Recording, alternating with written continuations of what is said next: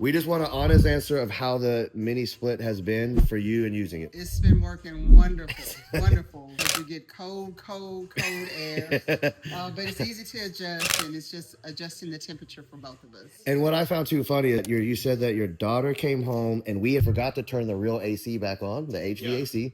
Yeah. And then so she came home and she was freezing and she turned it off and the other AC wasn't even on yet. So that's how powerful it is. Right, it didn't even kick in the other one because it was so cold. Yeah, so she has it right there. It's doing the entire area. I mean, and this is a large area. And I can feel it here, sitting at the table. So that's what I tell. They think it's just a. I'm like, no, really you're a whole. And I keep telling everybody, I'm like, that's free. Yeah, exactly. There you go. Now that air conditioning she was talking about is running completely from this pergola that we built for her.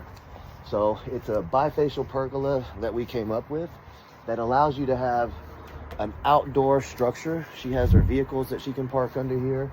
And this is where we put the panel. So instead of being on your roof, I have this wonderful shaded structure that is producing all the power and energy that we need. This is a DC motored heat pump. When I say DC motored heat pump, what is he talking about?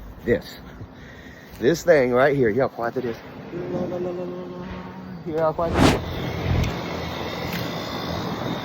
This little thing, even right here, is using like 4,000 watts to try to cool. The thing that she was bragging about. Yeah, so she has it right there. It's doing the entire area. Is that? And this is going to be powered from that. You see that pergola, which I'll walk up to in a minute? That DC power is coming right here. It's coming directly into it, right? So I don't need to put a big inverter in between that and this. That pergola with solar panels on it is coming directly into this. And normally you would have to invert it to AC, alternating current. And I would lose 40%.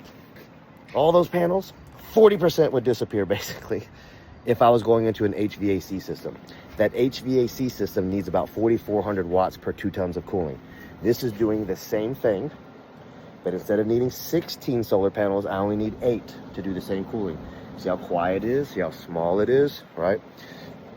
So this has a DC motor inside of it. So the DC power comes directly into the motor, runs more efficiently, needs less solar panels, runs quieter, everything that you could think of, right?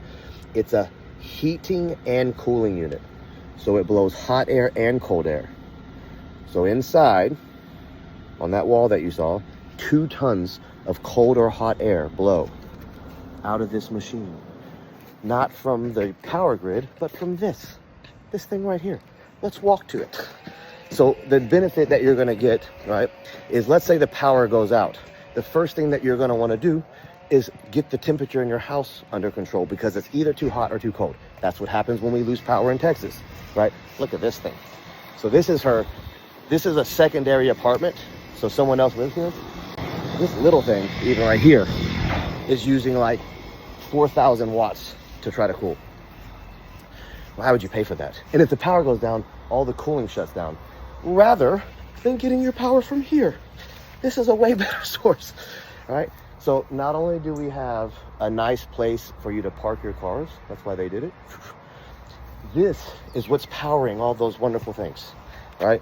So you have 8 solar panels, bifacial solar panels that provide the protection, but also the power as it's running directly into that unit that was out there. And then it was working so well, the whole house was cold, and her daughter went in there and turned it off. And that happened while the HVAC hadn't been turned back on yet. We forgot to switch the breaker back on. We wanted them to see how cold the house actually gets just from that unit. So cold they turned it off. Then they understood how well it works, and now they only use that to cool that house instead of the HVAC system. Doesn't mean that they don't have the HVAC system. That starts to become like a backup.